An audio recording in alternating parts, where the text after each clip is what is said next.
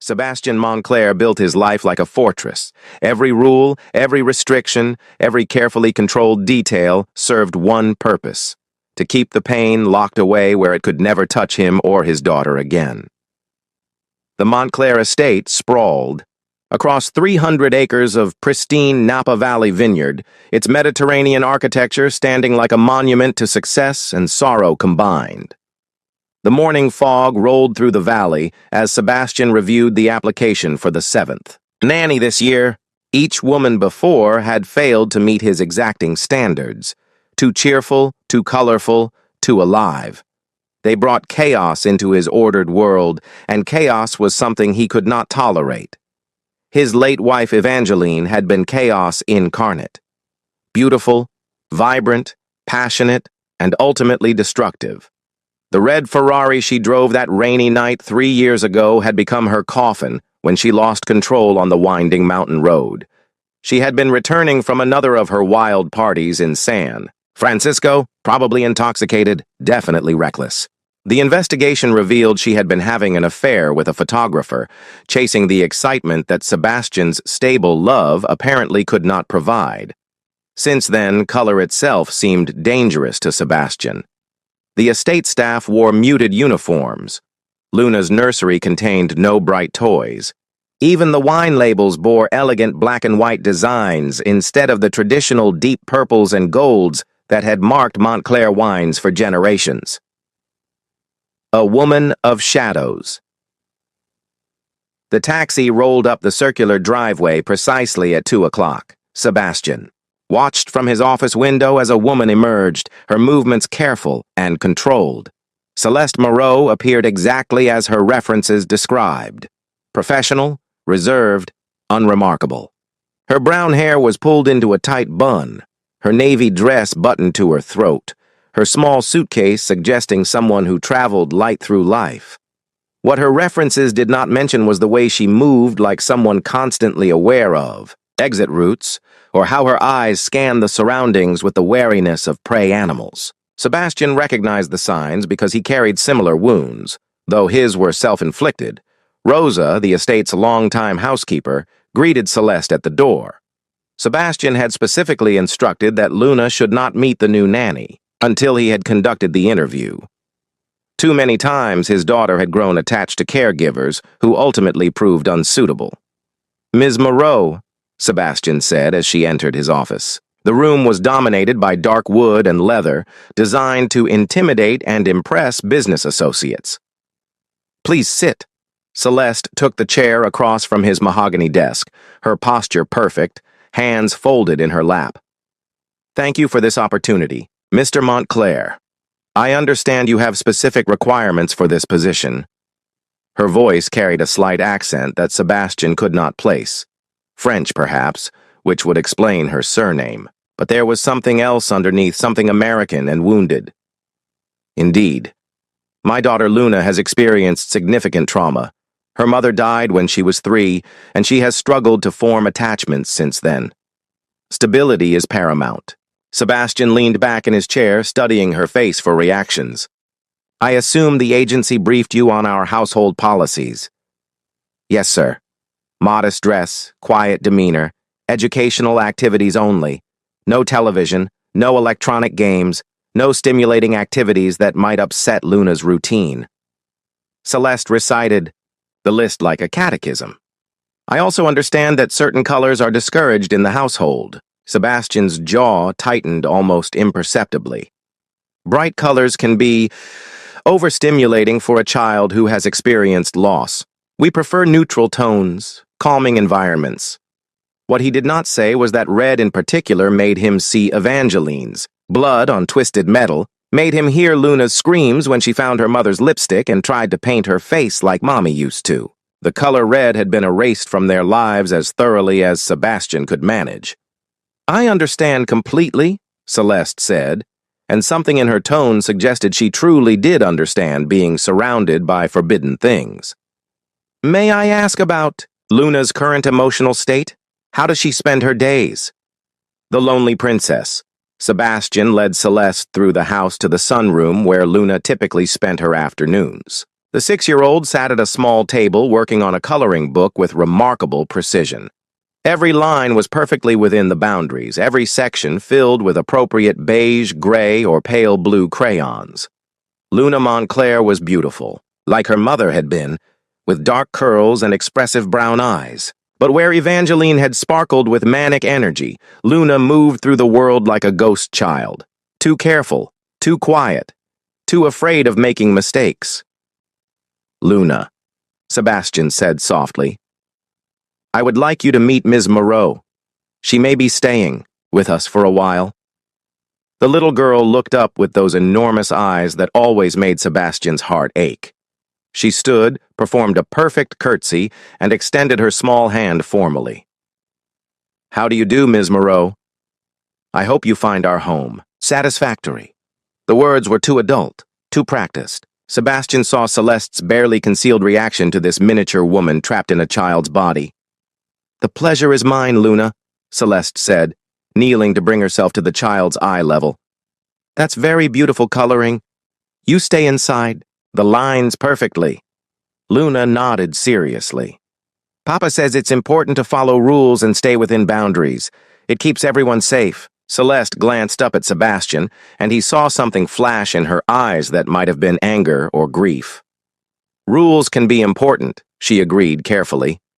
"But sometimes it's fun to see what happens when we color outside the lines. Just a little bit." Sebastian tensed, ready to intervene, but Luna simply looked confused by the concept. "But then it would be wrong," she said, "and wrong things make Papa sad." The weight of silence. That evening, after Luna had been fed, bathed, and tucked into bed with military precision, Sebastian found himself unable to concentrate on the vineyard reports that demanded his attention. Celeste had moved through the household routines with quiet efficiency, but he sensed depths beneath her calm surface that intrigued and worried him. During dinner, she had coaxed Luna into conversation about the books they were reading together. Nothing dramatic. Just gentle questions that drew more words from his daughter than Sebastian had heard in weeks. When Luna mentioned wanting to see the horses in the stable, Celeste had suggested they might visit them tomorrow, pending Papa's approval, of course. Sebastian realized he had been holding his breath, waiting for Celeste to overstep boundaries, to push too hard, to bring chaos into their carefully constructed peace. Instead, she seemed to understand instinctively where the lines were drawn. Even as she gently tested their necessity, a soft knock interrupted his thoughts. "Come in." Celeste appeared in the doorway, still wearing her modest navy dress. But something had changed. Her hair had escaped its severe bun in wispy tendrils that softened her face, and her formal posture had relaxed slightly. "I wanted to thank you for this opportunity, Mr. Montclair. Luna is a remarkable child." "She is fragile," Sebastian said, the words coming out sharper than he intended. The previous nannies either frightened her with too much enthusiasm or dismissed her as cold and difficult. Luna is neither. She has simply learned that the world is not safe. Celeste stepped further into the room, and Sebastian caught a hint of lavender perfume, subtle but somehow defiant in its femininity. "With respect, sir, Luna has learned that expressing herself is not safe. There's a difference." The observation hit too close to home. Sebastian stood abruptly, pacing to the window that overlooked the moonlit vineyards. "Ms. Moreau, if you intend to revolutionize my household management philosophy, I should warn you that such efforts have been attempted before." "I have no intention of revolutionizing anything," Celeste said quietly.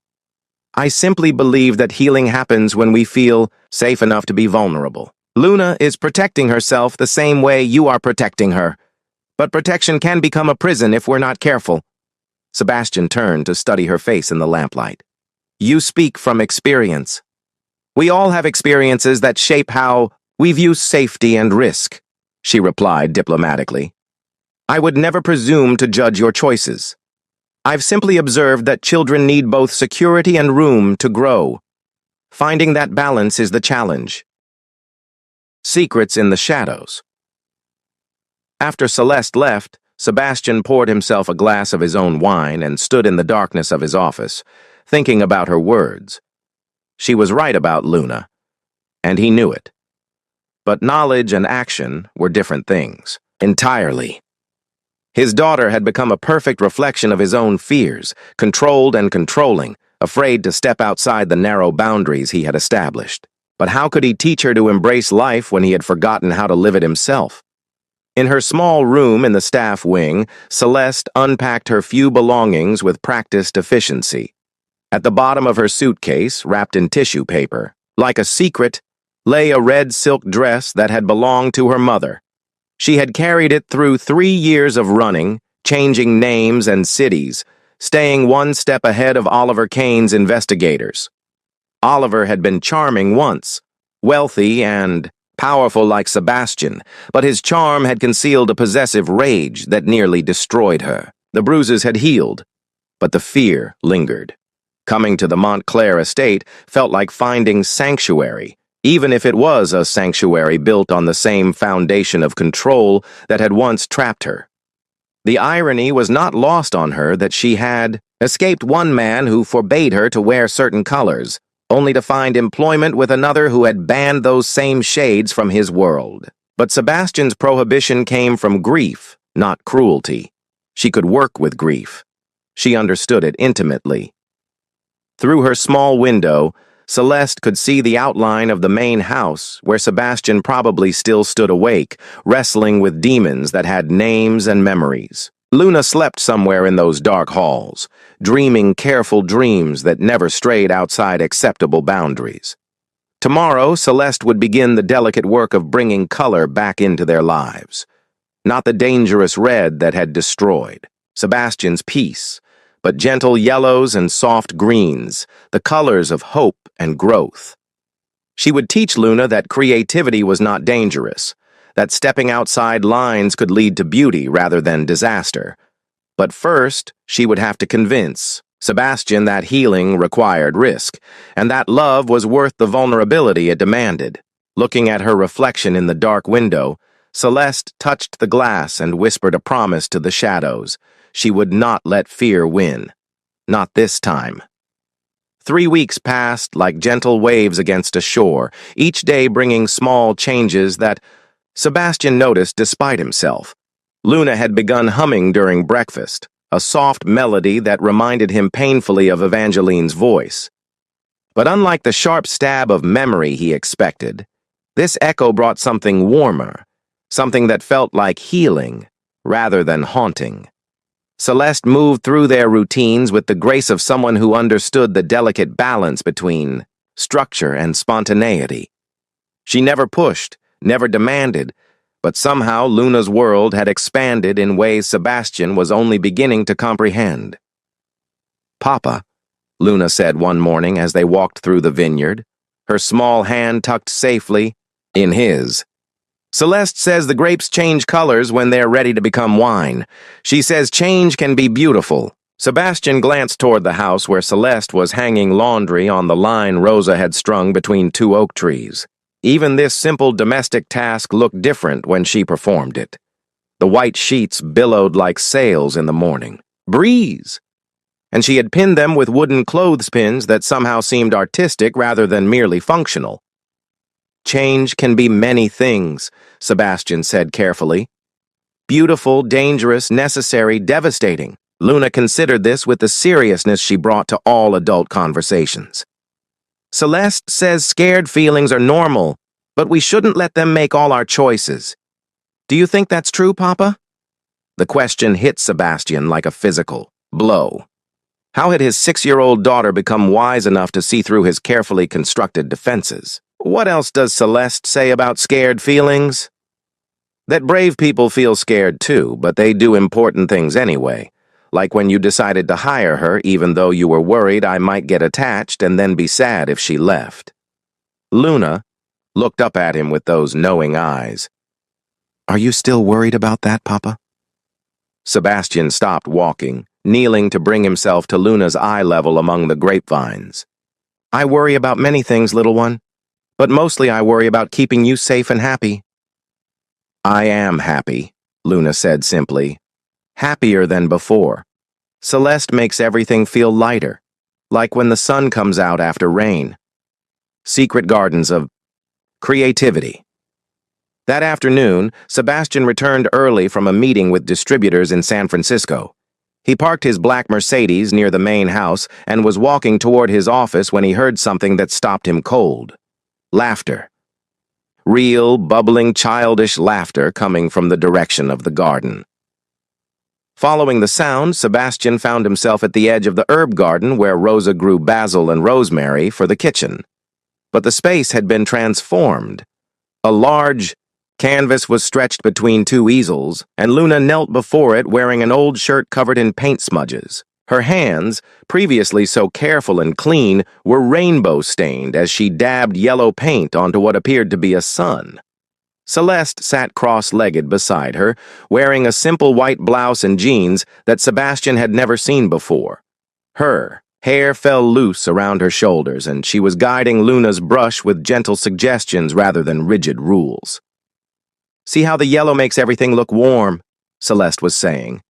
"And if we add just a tiny bit of orange right here, it makes the sun look like it's really shining." Luna giggled as orange paint mixed with yellow on the canvas. "It does look like sunshine. Can we paint flowers underneath it? Real flowers with lots of colors." Sebastian's breath caught. Luna was asking for colors. Plural. Bright, vibrant, multiple colors in the same painting. "Any colors you want," Celeste assured her. "What color makes you think of happiness?" "Pink," Luna said without hesitation.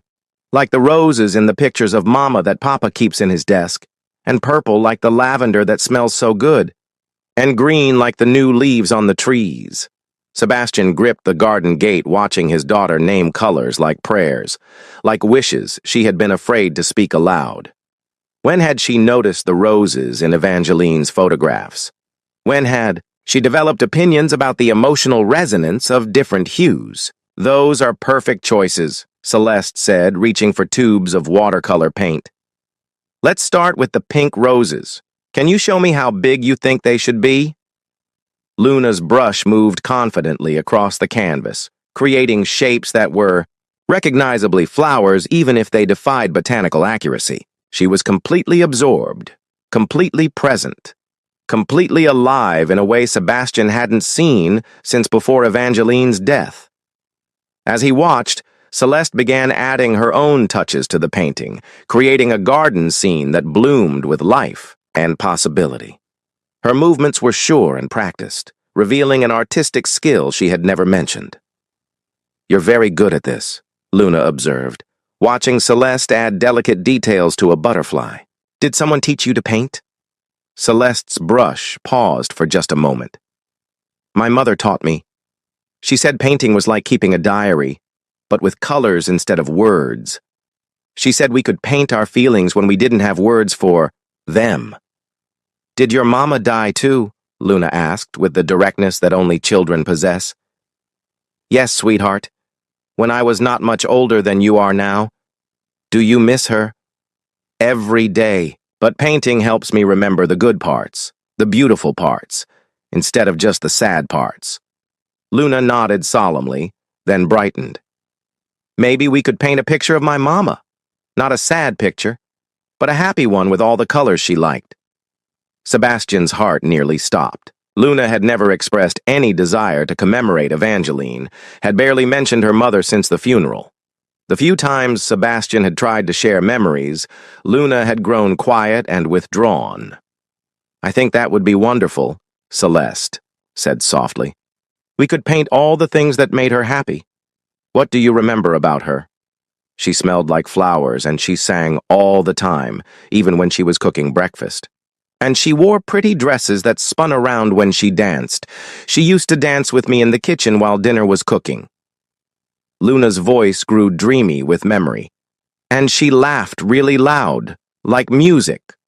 Sebastian felt tears threatening, but they were not entirely sorrowful tears. Luna was remembering Evangeline's joy, not her destruction. Somehow, Celeste had created a space where grief could coexist with celebration, where loss didn't have to eclipse love. The confrontation. That evening, after Luna had been tucked into bed with paint still under her fingernails, Sebastian found Celeste cleaning brushes in the kitchen sink. She had changed back into her conservative navy dress, her hair, once again, contained in its professional bun, but traces of paint on her hands betrayed the afternoon's activities. "We need to talk," Sebastian said, his voice carefully controlled. Celeste dried her hands on a dish towel, her movements deliberate and calm. "Of course. Should we go to your office?" "Here is fine." Sebastian leaned against the kitchen island, studying her face. "I saw the painting session this afternoon." "I assumed you might. I should have asked permission first, but Luna mentioned wanting to try watercolors, and I thought, you thought you knew better than I do what my daughter needs." The words came out sharper than Sebastian intended, but he was struggling with emotions he couldn't name. Celeste met his gaze steadily. "I thought she needed an outlet for feelings she's been carrying alone. Paint is washable, Mr. Montclair. Creativity is not dangerous, isn't it?" Sebastian moved closer, and he saw Celeste's subtle step backward, a defensive reflex that spoke of practiced caution. Evangeline was creative. She threw herself into every artistic pursuit with the same reckless abandon she brought to everything else: photography, painting, dancing, love affairs with other creative souls who understood her in ways her boring husband apparently couldn't. The words hung in the air between them, raw and bitter. Sebastian realized he had revealed more than he intended, but Celeste's expression didn't change to pity or judgment. Instead, she looked at him with something that might have been understanding. "Creativity didn't kill your wife," Celeste said quietly. "Neither did love or joy or any of the beautiful things she brought to your life. Sometimes people make destructive choices, but that doesn't make the capacity for beauty itself dangerous." Easy words from someone who hasn't lost everything that mattered. Something flickered in Celeste's eyes, a shadow of old pain that made Sebastian realize his assumption might be wrong. "You're right," she said simply. "I haven't lost a spouse, but I know what it feels like to have someone you trusted use your love against you. I know what it feels like to have your joy turned into a weapon." The admission hung between them, unexpected and vulnerable. Sebastian found himself leaning forward, drawn by the rare glimpse beneath her careful composure. "What happened to you?" he asked, his voice gentler than before. Celeste shook her head slightly. "That's not important. What matters is Luna. She's not Evangeline, Mr. Montclair. She's not going to self-destruct because she discovers she enjoys painting. She's been carrying grief that's too heavy for a child, and she needs healthy ways to process those feelings. And you think art is the answer? I think connection is the answer. Art, conversation, laughter, even tears when they're needed. Luna has been so focused on being perfect, on not causing you additional pain, that she's forgotten how to be a child." Sebastian felt the truth of her words like a physical weight. "She told you that, about not wanting to cause me pain." "She didn't need to tell me. I recognize the signs." Celeste moved to the window, looking out at the garden where they had painted that afternoon. Children who grow up walking on eggshells develop a particular kind of carefulness. They become responsible for adult emotions before they've learned to manage their own. The observation was so accurate it stole Sebastian's breath. "I never wanted her to feel responsible for my feelings." "Of course not, but grief has its own gravity. It pulls everything around it into its orbit." Celeste turned back to face him. "The question is, do you want Luna to inherit your fear, or do you want to teach her that it's possible to love fully even after loss?" The shift Sebastian walked to the kitchen window and stood beside Celeste, close enough to catch that subtle lavender scent that seemed to follow her. Outside, the garden lay in silver moonlight, the easels standing like sentinels among the herbs. "The painting today," he said finally. "Luna was happier than I've seen her since before Evangeline died. She was proud of herself. Proud of creating something beautiful." Celeste's voice was soft in the darkness. "When was the last time you felt proud of something you created?" The question surprised him. Sebastian thought about the vineyard, the wines that bore his family name, the business empire he had built and maintained. But those were responsibilities, legacies, obligations. When had he last created something simply for the joy of creation? I don't remember, he admitted. Maybe that's something we could explore together. Luna asked if you might want to paint with us sometime. Sebastian's immediate impulse was to refuse, to maintain the boundaries between himself and this kind of dangerous vulnerability. But the memory of Luna's laughter, of her bright eyes and paint-stained hands, made him hesitate. I'm not sure I remember how to play, he said honestly. Luna could teach you. Children are excellent teachers when it comes to rediscovering wonder. They stood in comfortable silence for a moment, both looking out at the moonlit garden. Sebastian found himself acutely aware of Celeste's presence beside him, the quiet strength she radiated, the way she seemed to anchor the space around her. The art supplies, he said finally. Where did they come from? I brought them with me. I've always carried paints, just in case. Celeste glanced at him sideways. Hope is a difficult habit to break, even when you're trying to travel light. Sebastian understood about traveling light, about carrying only what was essential, but he was beginning to suspect that Celeste's definition of essential included things like hope and beauty and the possibility of joy, while his own had been reduced to mere survival. Tomorrow, he said, surprising himself with the decision. If Luna wants to paint again tomorrow, I'd like to watch, maybe participate. Celeste's smile was like sunrise, transforming her entire face. She would love that. We could paint the vineyard, or the horses, or anything that inspires you. Sebastian nodded, then found himself asking, the painting technique you showed Luna today, the way you blended colors and created depth. You've had professional training. Once upon a time, I had many dreams. Celeste's voice carried a wistfulness that spoke of roads not taken. But life has a way of reshaping our paths. It doesn't have to end them entirely. Celeste looked at him with surprise, as if the possibility of resuming abandoned dreams had never occurred to her. No, she said slowly. I suppose it doesn't. As they said goodnight and went their separate ways, Sebastian felt something shifting in his chest, like ice beginning to thaw after a long winter. For the first time in 3 years, he found himself looking forward to tomorrow, to the possibility of colors and laughter, and the kind of messy, beautiful chaos that came with being truly alive. In her small room, Celeste touched the red dress hidden in her closet and whispered a prayer of gratitude. She was beginning to believe that some sanctuaries were worth the risk of staying, that some families were worth the vulnerability of belonging. Tomorrow, she would teach Sebastian and Luna to paint with their hearts as well as their hands, and maybe, just maybe, they would all learn that love was worth the courage it required. 2 months had transformed the Montclair estate in ways Sebastian never imagined possible. Luna's laughter echoed through halls that had been silent for years. The child's bedroom now displayed watercolor paintings of gardens, horses, and sunshine, each one a testament to her growing confidence and joy. Sebastian had even joined their afternoon art sessions, discovering that his hands, so accustomed to business documents and wine tastings, could create something beautiful when guided by wonder rather than worry. But change, Sebastian was learning, often came with unexpected complications. That Friday evening, as autumn painted the valley in shades of gold and crimson, James, the estate manager, approached him with troubling news. Mr. Montclair, there's been a man asking questions in town about Ms. Moreau, James said quietly, his weathered face creased with concern. Showed her picture to folks at the diner, the post office, claimed to be her brother looking for family.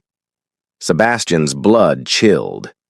In all their conversations, Celeste had never mentioned a brother, and her careful way of speaking about her past suggested family was not a source of comfort for her.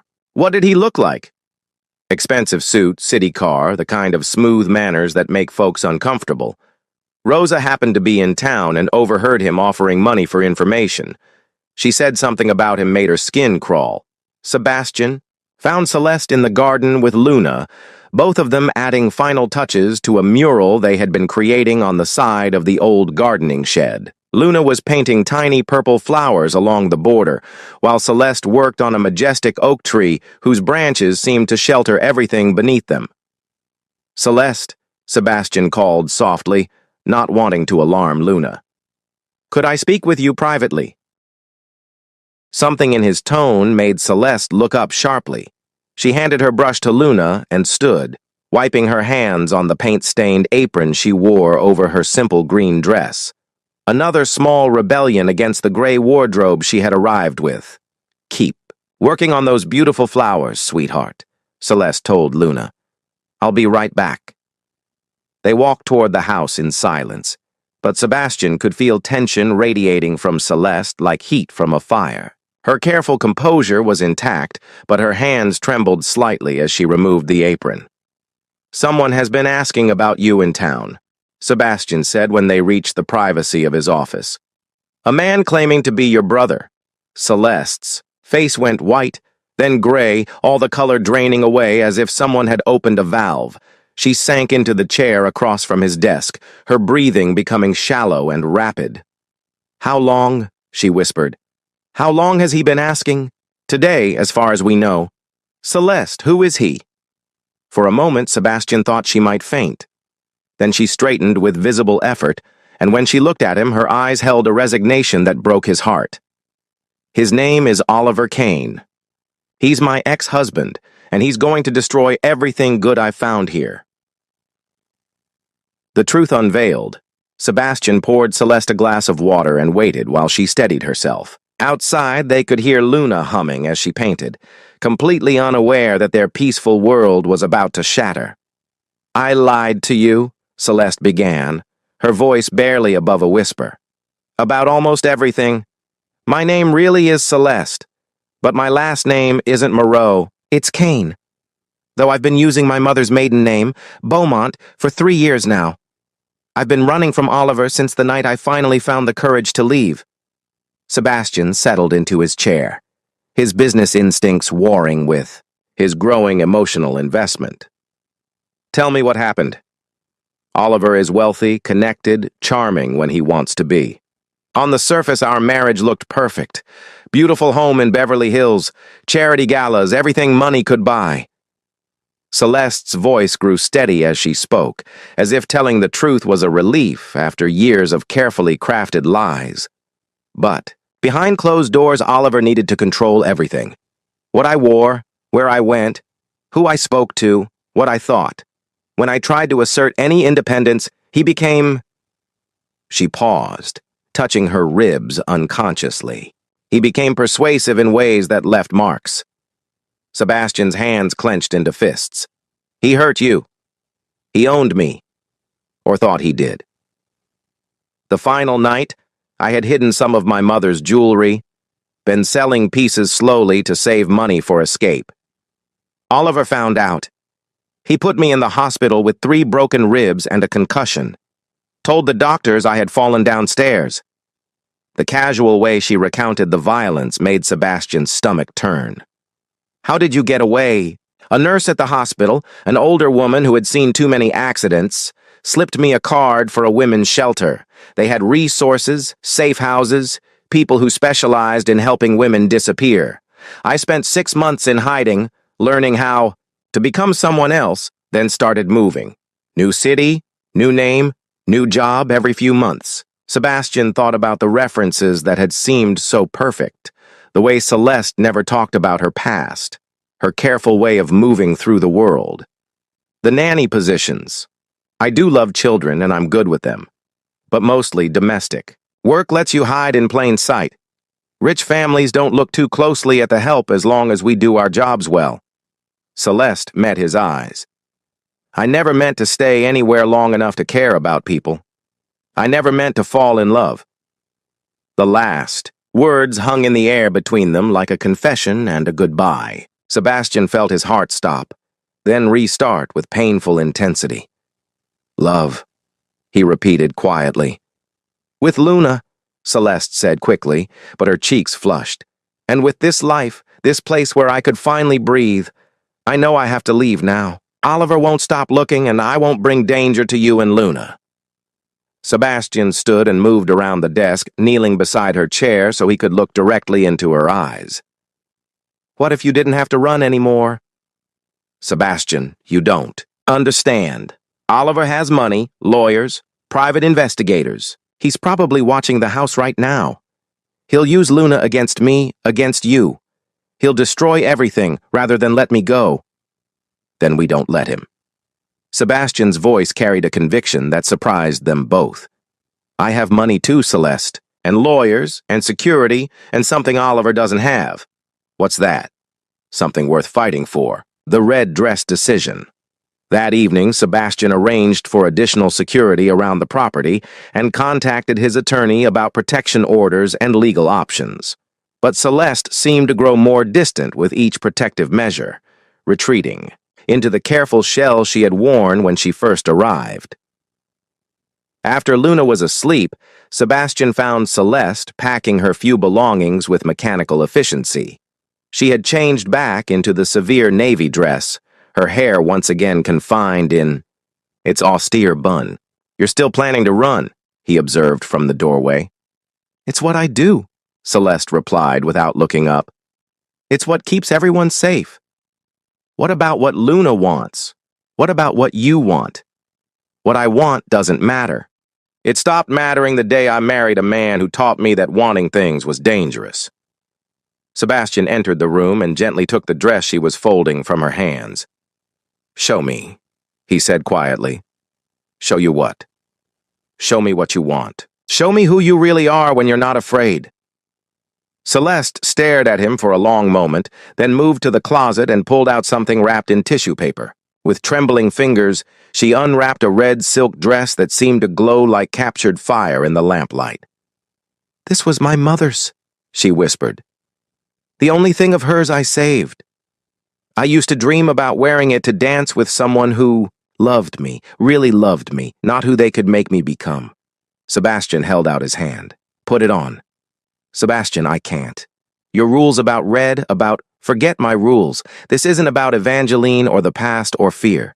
This is about you, about who you are when you're brave enough to be yourself. Celeste clutched the dress to her chest. What if Oliver sees me? What if he's out there? Then let him see. Let him see a woman who refuses to be erased, who chooses love over fear, who belongs somewhere and won't be driven away. The storm and the revelation. 20 minutes later, Celeste appeared in the garden wearing the red dress that transformed her completely. The silk moved like liquid fire around her body, and her hair fell in dark waves over bare shoulders. She had painted her lips the same shade of red as the dress, a defiant splash of color that declared her refusal to disappear. The evening air was heavy with the promise of rain, and lightning flickered in the distance as Sebastian joined her, among the rose bushes. He had changed into a simple white shirt and dark pants, wanting to match her courage with his own vulnerability. You're beautiful, he said simply. Not just the dress, not just tonight. You've been beautiful every day since you arrived, bringing life back to this place, teaching Luna to laugh, teaching me to hope. Sebastian, Celeste began, but he stepped closer, close enough to touch. I know you're scared. I know loving someone means risking loss, means giving someone the power to destroy you. But I also know that life without love isn't really life at all. It's just existence, just waiting. The first drops of rain began to fall, warm and heavy, but neither of them moved toward shelter. Sebastian cupped Celeste's face in his hands, his thumbs tracing the elegant line of her cheekbones. I love you, he said, the words carrying 3 years of suppressed longing.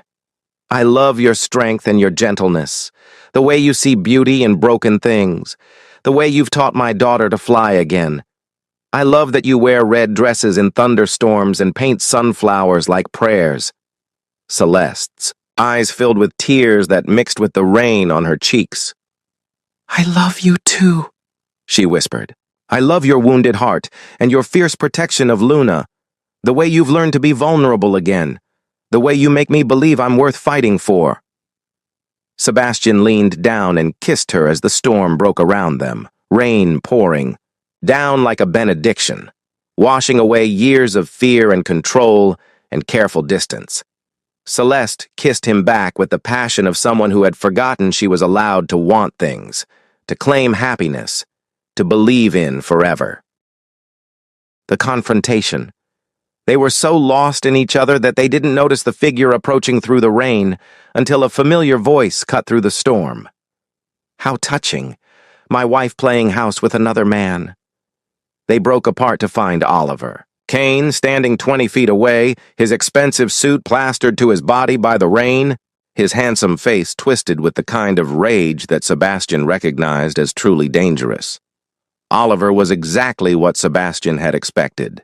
Tall, well-dressed, radiating the kind of casual menace that came with money and power. But there was something else, something desperate and unhinged, that suggested a man whose carefully constructed world was slipping away. "Hello, Celeste," Oliver said, his voice conversational despite the fury in his eyes. "Did you really think you could hide from me forever?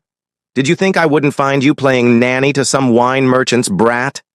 Sebastian stepped protectively in front of Celeste, but she moved to stand beside him, her chin raised defiantly.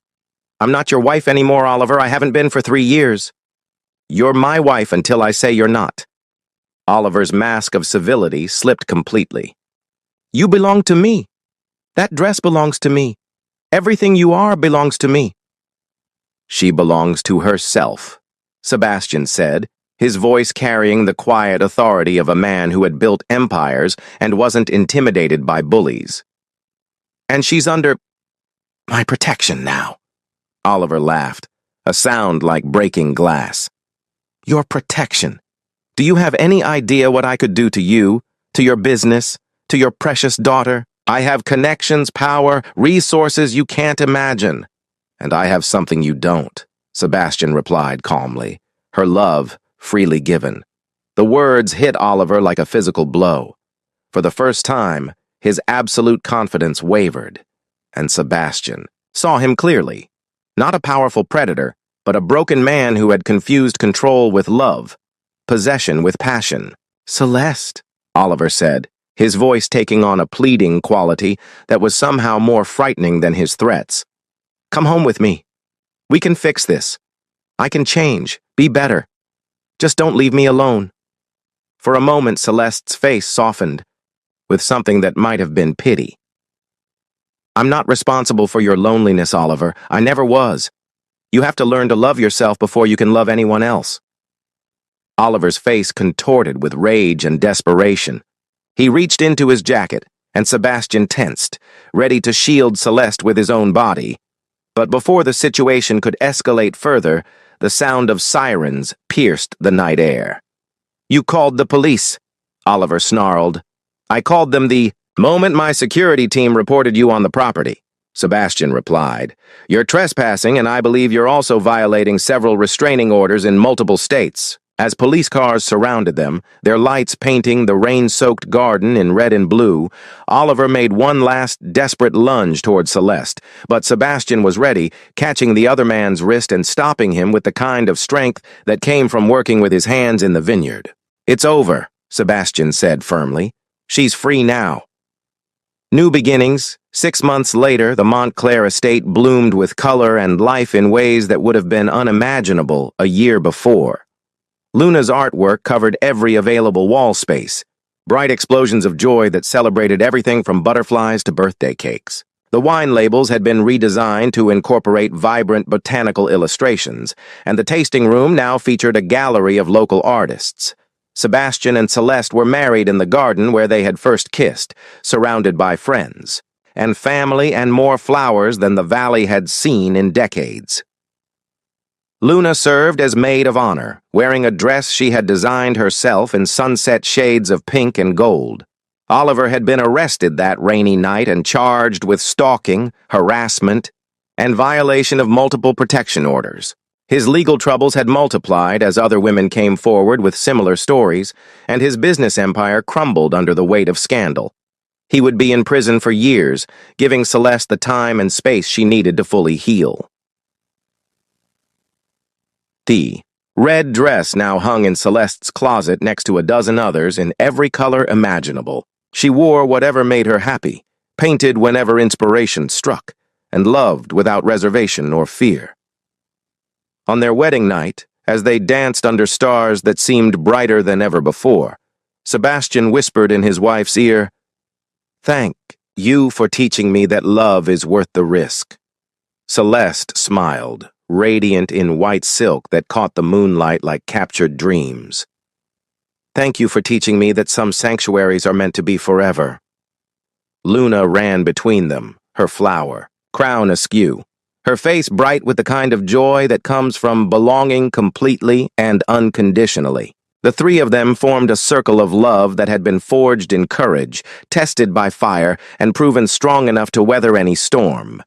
And in the vineyard that surrounded them, the grapes hung heavy and sweet, ready to be transformed into something beautiful, something that would be savored and celebrated for years to come, just like their love, just like their family, just like the life they had chosen to build together against all odds. The forbidden colors had become the palette of their happiness, and the red dress that had once symbolized defiance now represented the courage to love completely, to live authentically, and to believe that some promises were meant to last forever.